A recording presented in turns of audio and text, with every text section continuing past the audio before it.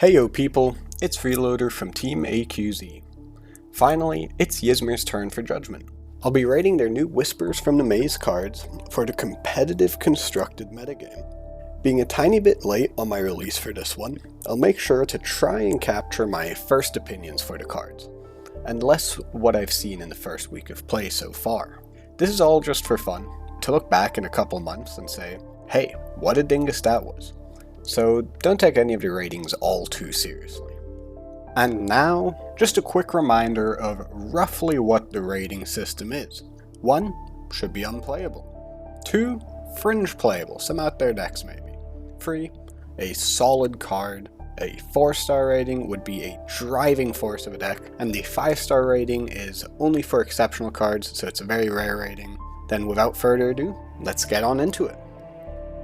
First up, we have Scribbling Starfish. This card joins the rank of low-costing characters in Yzmir, and I think it's quite a good choice. It's gonna, I think, see play in a couple of heroes just because it is a 1-cost character with flat 1 stats across the board, which is very nice. And then the additional utility that it gets from reserve, being able to grow, is also really solid, especially for the already overperforming hero of Evanescence. At rare, the upgrade of getting an additional card to draw is really solid, so I think Scribbling Starfish is at common going to be a 3-star card, and at rare a 4-star card. Pasiphaë is a really neat card because it is an anti-meta card. If you have a metagame like the one we just came out of actually, where a hero like Yzmir is very strong, then this common is a great way to turn the tables on a meta strategy and get a strong counter out of it. However, unfortunately for Pasiphaë, I don't think we're really headed into a go-wide metagame, so I'm going to rate the common at 2 stars and the rare at 1 star, just because I don't think this kind of rare is ever worth running for this kind of effect. Yzmir Engraver is another sweet card. It has an extremely powerful from reserve effect that will make it very awkward for your opponents to play, and I think because of that, it itself will see a lot of play. The rare upgrade is quite substantial, but I just think rare slots are so contested already, and with a common this powerful, I don't think many people will opt for the upgrade. So I'm giving Yzmir Engraver a 4-star rating at common and a 3-star at rare. Yzmir Nurse is a glue style card for Lindy. I think it's really going to help the deck have a consistent sacrifice outlet that you can run at common and not be worried about too much. The rare upgrade does very little as far as rare upgrades go, so I don't expect it to see any play. So yeah, sweet card for Lindy. It's a 3-star common and a 1-star at rare. Qorgan Informant is another just cool card. It's this time around a bit more of a mid-rangey one. It's generically okay stats wise, and it has some potentially really strong utility in countering certain strategies, and honestly, with how much boosting there is going on, I expect it to be pretty good at common. At rare, getting a Scout 1 upgrade, while nice, I just don't think is enough to justify a rare slot, so Qorgan Informant is getting a 3 stars at common and a 2-star at rare. Yzmir Mothbreeder is a extremely vanilla card, but it does have a little bit of flexibility with that Scout ability. I think my main concern for it is if any hero can actually make use of an effect like this, since Lindy is very synergy focused and Evanescence is also very synergy focused, so probably might be an Akesha card. But yeah, it's just solid all around, 2-cost 2/2/2 at common. That's not bad at all. So Yzmir Mothbreeder is a 3-star common and a 2-star at rare. Sylas Cryptic Warlock is a super interesting card. This rare especially, gaining so many boosts potentially, is very exciting to think about. I think still it'll likely end up being too much of a build around to be worth it, and so I actually expect the common to have a bit more potential as just a solid early card advantage play, and then later in the game it's either a mana orb, or if you're really high on mana, it's actually quite good again. So I think Sylas is a 3-star at common, and a 2-star at rare. Merlin has quite the amusing art, but I unfortunately think this card just does not do enough in any of its iterations. You have a common spell that does the same as its rare card, and the common is just so overpriced for its effects. I don't think the utility of a 6-cost free for free justifies the existence of this card, so Merlin is getting a 1-star common and a 1-star at rare. Alright, the next card is the Hunger. A quick reminder that I am judging based on my first take of this card, as this card has been looking quite strong even in Yzmir this past week. The Hunger has a unique new effect, a true sweeper that even discards the cards fully rather than sending them to reserve. While this is undoubtedly a very powerful effect, it is such an expensive card that your opponent will pretty much always be able to trade or even double advance into it by removing Hunger and playing 2 characters. I expect that it will, especially for the Yzmir class, just be a little bit too clunky of a play for the competitive metagame, and is hence getting a 2-star rating at common and a 2-star rating at rare. Sap Infusion is a cool new card, probably mostly interesting for Evanescence, I presume. The rare especially works very well with rare category and Mage Dancer, as it can individually already get it free boosts onto it, which gets you to that threshold for drawing a card. Although it will work as a helping hand replacement, the worse costs and the worse effects will, I think, just not quite get there 100%, so I'm giving it a 2-star rating at common and a 3-star rating at rare. Evanescence is a new 2-cost removal card, and so because of that is already a very interesting competitive consideration.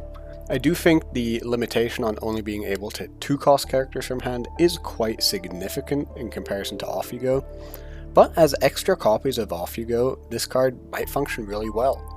From reserve, being able to hit larger characters is quite important in some scenarios as well, and at rare, this can be a nightmare to play against depending on what deck is being piloted into an Evanescence running this card, for example. So I think Evanescence shows a lot of promise and is getting a 4-star at common and a 3-star rating at rare. Metamorphosis is a very flexible removal option. I think, unfortunately, that Mana Moth that it spawns will often make it a near unplayable card in a lot of situations, and will just have it sit awkwardly in your hand. At rare, yes, it's cheaper, but it also loses a lot of its flexibility. So I don't really expect a Metamorphosis to see a lot of play, and it's getting a 2-star rating at common and a 1-star rating at rare. Feast of Thoughts is a pretty interesting card. It is pretty weak from hand the first time you play it, but has a high potential upside if you can get enough arcane counters on it. I think the big issue with this is just how long it will have to sit in your reserve for, and also how susceptible it is during that time to interaction from the opponent. I think the fact that its floor is quite weak will hold this card back a lot. It's really cool to have a card that can get potentially 6 counters in reserve, but yeah, I don't think this will be competitively viable, and both the common and rare are getting a 2-star rating. Nilam Spires is a neat new landmark. I think it should once again be mostly interesting for Evanescence. The fact that at common it costs 2 is really critical, as it should make it fairly easy to get out without losing too much of an advantage.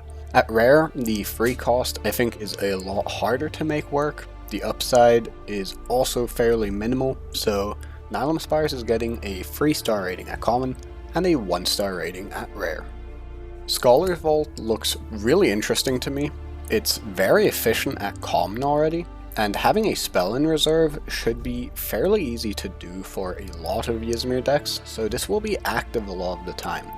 The real question with Scholar's Vault is if Yzmir decks really want to have an excess reserve slot that much, but I think it could certainly have a lot of potential in some deck ideas.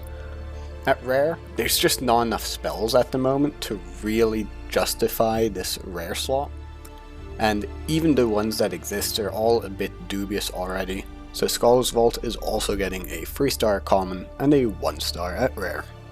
Moving on to the out of factions, our first card is Icarus, and Icarus is quite overpriced for the stats it provides.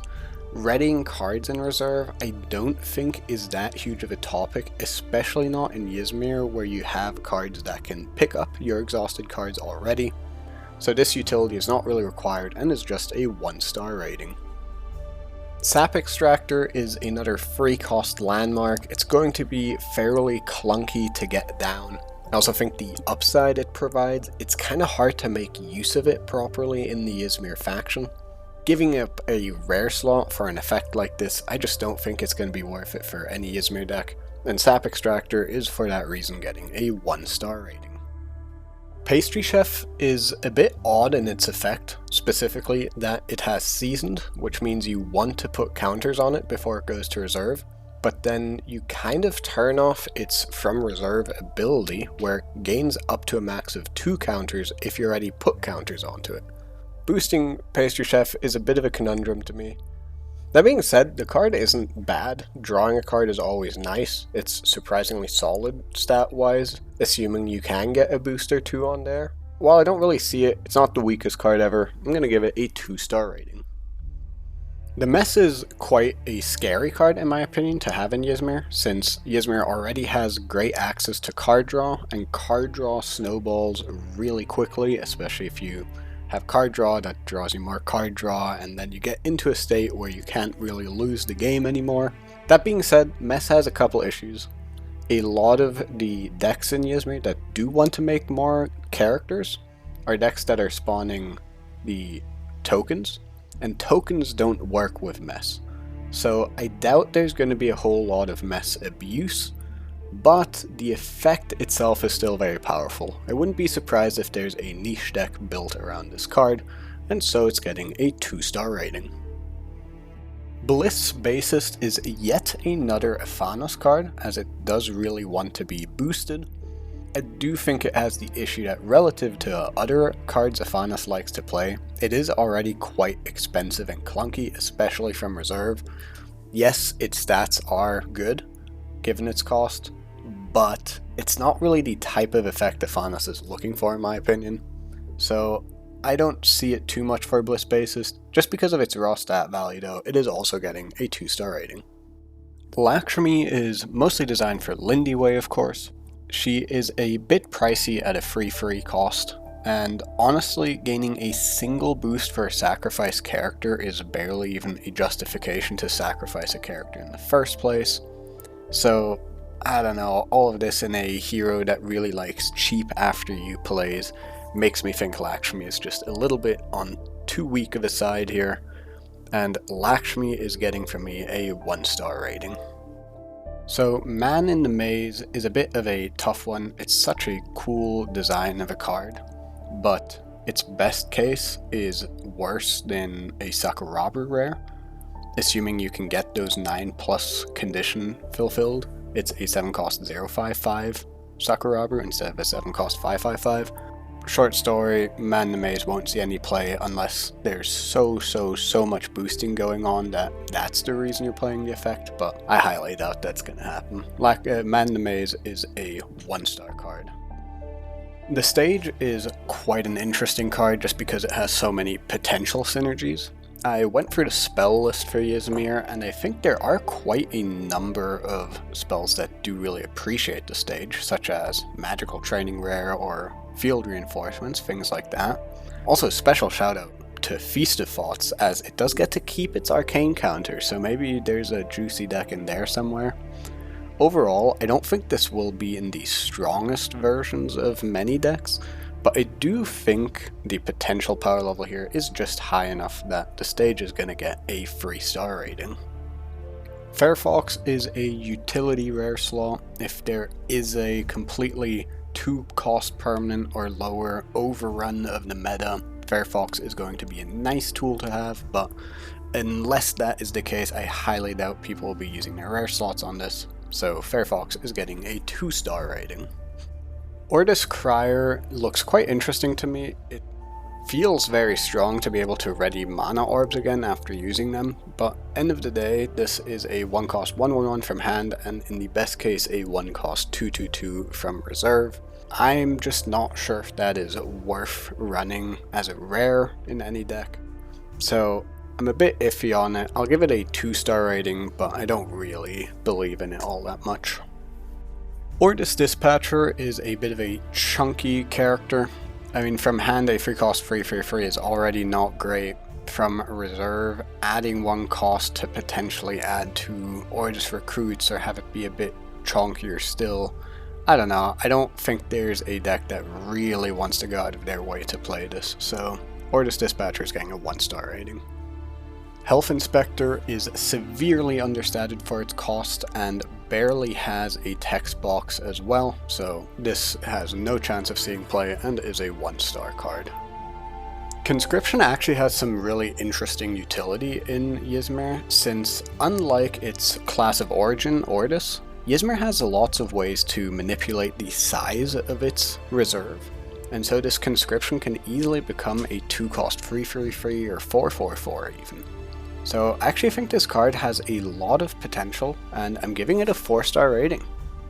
License Withdrawal looks quite potent.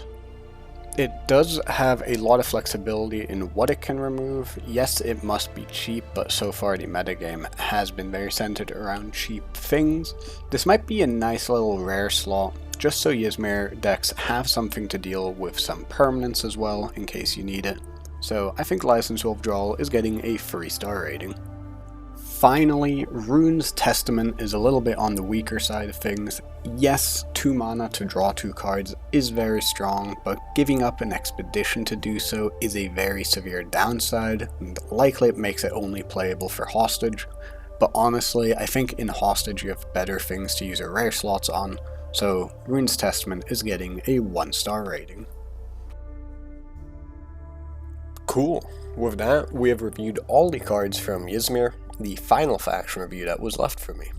So, if you would like to see me rate cards from any other faction, I have videos for each of those out as well that you can check out. I'm curious to see how the meta shakes out, and will probably revisit my ratings in a couple months to see how good or bad I did. I'm not quite sure how frequently I'm going to be making videos on this channel and what about outside of this rating stuff, so if there's anything specific you would like to see, let me know. Otherwise, I'm probably just going to upload some Orc Hyrule compilations. Either way, I hope you enjoyed the video, and I hope to see you all next time.